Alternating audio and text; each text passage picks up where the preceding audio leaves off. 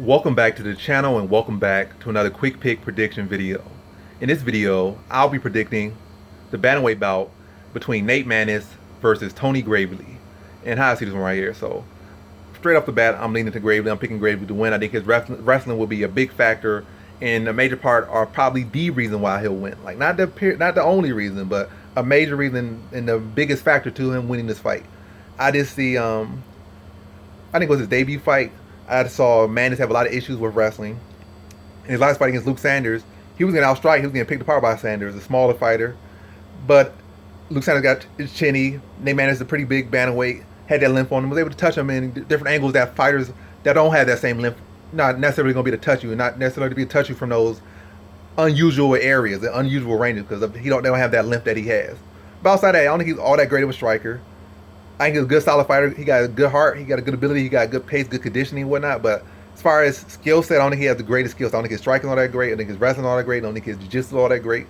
I think Gravely, overall, the more polished fighter. I think the best thing that Maness will have over him is his length. That's the best thing he'll have over him.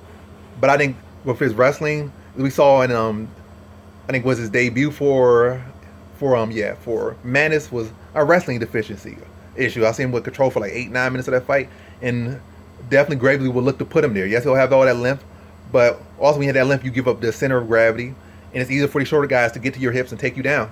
I think that's the case. I think Gravely gonna be able to press forward, close that gap, load him up, get him to pick those arms up, blast him down, and really control him on the ground. I don't think it's gonna stop him. I don't think it's gonna be the prettiest fight, but I think it's gonna heavily gonna lean to, or at least the biggest factor is gonna be the fact that Gravely's gonna be getting these takedowns, and then controlling him on the ground. In a competitive fight, I know Nate Maness not going to just lay there. He's going to make him competitive. He's going to be punching off his back, trying to attempt submissions, trying to get back, and trying to make this a fight at all points. But in a close fight, when you're giving him this takedown and control time, it's going to be relatively easy for the judges to lean to the man in a close fight that has, the biggest factor, and that's that large control time in this fight. I think it's going to be a case where Gravely's going to get by with his takedowns and his control time. Probably get like 5, 6, 7 minutes of control time in a 15-minute fight. That's relatively close, and that's why Gravely's ultimately going to get his hand raised. So in this fight, I have Tony Gravely via decision.